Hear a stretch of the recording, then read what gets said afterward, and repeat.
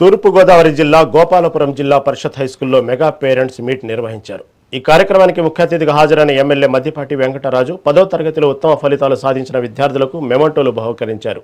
Corporate పాఠశాలలకు ధీటుగా ప్రభుత్వ పాఠశాలను అభివృద్ధి చేసిన ఘనత మంత్రి నారా లోకేష్కి దక్కుతుందని అన్నారు.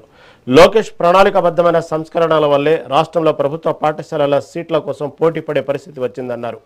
నాణ్యమైన విద్యతో పాటు డొక్కా సీతమ్మ పథకం ద్వారా విద్యార్థులకు రుచికరమైన భోజనం అందిస్తున్నామని ఎమ్మెల్యే స్పష్టం చేశారు.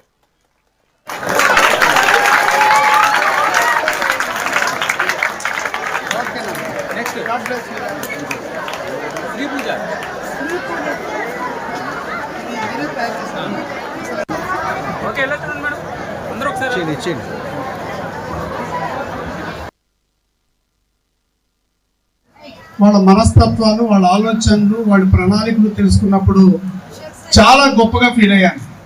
ప్రభుత్వం వచ్చిన తర్వాత నారా లోకేష్ అన్న ఆయన అనుచరుడిగా నిత్యం గర్వపడుతున్నాం. ఎందుకంటే ఒక అతిపెద్ద సమస్య ఈ సమాజానికి ఏంటయ్యా అంటే విద్యా వ్యవస్థ.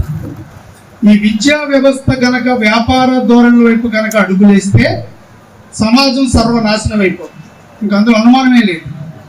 అలాంటి వ్యవస్థని ప్రక్షాళన చెయ్యాలి అని చెప్పి శ్రీ నారా లోకేష్ అన్న ఆయన భుజస్కంధాల మీద ఈ గురుతర బాధ్యతలు తీసుకుని అత్యంత సంక్లిష్టమైన వ్యవస్థ ఇది. ఎందుకంటే ప్రభుత్వ యంత్రాంగం మాత్రమే పనిచేస్తే సక్సెస్ అయ్యేది కాదు. ఇది తల్లిదండ్రుల పాత్ర కూడా ఉండాలి. వాళ్ళ ఆలోచనలు, వాళ్ళ యొక్క లక్ష్యాలు ఇవన్నీ కూడా కలిస్తేనే ఒక మార్పును తీసుకురాగలుగుతాం. అలాంటి అత్యంత సంక్లిష్టమైన విద్యా వ్యవస్థని ఆయన భుజాన్ని వేసుకుని మంత్రిగా ఆ యొక్క సంస్థలో అనేక మార్పులు, విద్యా సంస్థల్లో, ప్రభుత్వ విద్యా సంస్థల్లో అనేక మార్పులు మన కళ్ళ ముందు కనిపించే